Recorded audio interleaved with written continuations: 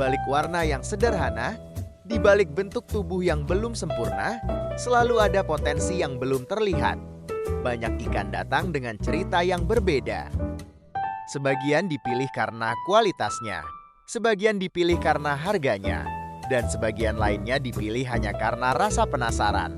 Hari ini saya membawa pulang beberapa ekor koi yang mungkin terlihat biasa saja. Tidak ada yang istimewa, tidak ada yang menjamin mereka akan menjadi ikan yang bagus. Tapi terkadang, justru disitulah bagian paling menarik dari hobi ini dimulai. Di video pertama ini, saya ingin membagikan perjalanan sederhana tentang hobi memelihara ikan koi. Koi yang ada di depan kalian ini bukan koi mahal, bukan juga koi kontes. Semuanya berasal dari kelas koi pasar yang harganya masih cukup terjangkau. Banyak orang menganggap koi pasar tidak memiliki potensi yang bagus. Namun saya penasaran sejauh mana ikan-ikan ini bisa berkembang jika dirawat dengan baik. Saat ini penghuni utama akuarium ini adalah seekor tanco, seekor kabuto, dan seekor slayer lokal. Karena saya masih penghobi pemula dan belum punya kolam, saya menggunakan akuarium untuk memelihara mereka. Karena itu, mulai hari ini saya akan memulai sebuah proyek sederhana. Targetnya adalah grooming selama 3 bulan. Selama periode tersebut saya akan mendokumentasikan perkembangan setiap ikan. Mulai dari pertumbuhan ukuran tubuh, perubahan warna, bentuk badan, hingga kondisi kesehatannya. Untuk program grooming kali ini saya menggunakan akuarium berukuran 80 x 40 x 40 cm. Salah satu hal penting dalam grooming koi adalah pakan. Dalam program grooming ini, saya menggunakan kombinasi 2 jenis pakan, yaitu Takari dan Mizuho Growth. Saya memilih Takari karena pakan ini cukup mudah ditemukan di pasaran dan harganya juga sangat bersahabat bagi para penghobi koi. Meski harganya relatif terjangkau, Takari sudah lama dikenal sebagai salah satu pakan yang mampu mendukung pertumbuhan koi dengan cukup baik jika diberikan secara konsisten. Untuk melengkapi kebutuhan nutrisi, saya juga menggunakan Mizuho Growth.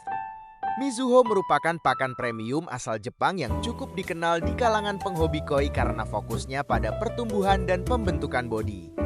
Pakan ini memiliki kandungan nutrisi yang baik untuk mendukung perkembangan tubuh ikan, terutama pada fase pertumbuhan.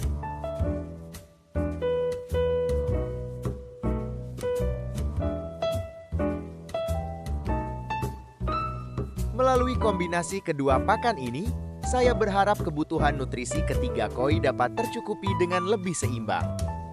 Takari menjadi pakan harian yang ekonomis dan mudah diperoleh. Sementara Mizuho Growth digunakan untuk menambah dukungan nutrisi agar pertumbuhan dapat berlangsung lebih optimal. Dalam program ini, pakan akan diberikan sekitar 3 hingga 4 kali sehari. Namun saya tidak akan melakukan metode push feeding atau pemberian pakan secara berlebihan. Salah satu alasannya adalah karena ketiga koi dipelihara di dalam akuarium yang ukurannya relatif terbatas. Pemberian pakan yang terlalu banyak berisiko menurunkan kualitas air dan menambah beban pada sistem filtrasi. Karena itu, saya memilih pendekatan yang lebih seimbang. Pertumbuhan tetap menjadi tujuan, tetapi kualitas air dan kesehatan ikan tetap menjadi prioritas utama. Bagaimanapun, lingkungan yang stabil merupakan salah satu faktor penting dalam keberhasilan program grooming. Tentu saja, pakan bukanlah satu-satunya faktor yang menentukan hasil akhir. Kualitas air, pergantian air yang rutin, kondisi filter, serta konsistensi perawatan juga memiliki peran yang sangat penting. Tanco saat ini menjadi ikan dengan ukuran terbesar di antara ketiganya. Bentuk tubuhnya sudah mulai terlihat, namun masih memiliki ruang untuk berkembang. Kabuto memiliki bentuk badan yang lebih berisi dan sedikit pendek. Saya penasaran bagaimana perubahan bentuk badan dan pertumbuhannya dalam beberapa bulan ke depan. Sementara itu, koi lokal yang saya sebut Slayer menjadi peserta yang paling menarik untuk diamati. Seringkali koi lokal dianggap biasa saja, tetapi justru karena itulah saya ingin melihat potensinya. Selama 3 bulan ke depan, saya tidak hanya ingin melihat pertambahan ukuran. Saya juga ingin melihat perubahan bentuk tubuh, kualitas pertumbuhan, dan perkembangan keseluruhan dari masing-masing ikan. Apakah kombinasi perawatan ini mampu menghasilkan perubahan yang terlihat? Atau justru hasilnya tidak sesuai harapan? Video ini direkam pada tanggal 8 Juni tahun 2026. Hari pertama program ini dimulai.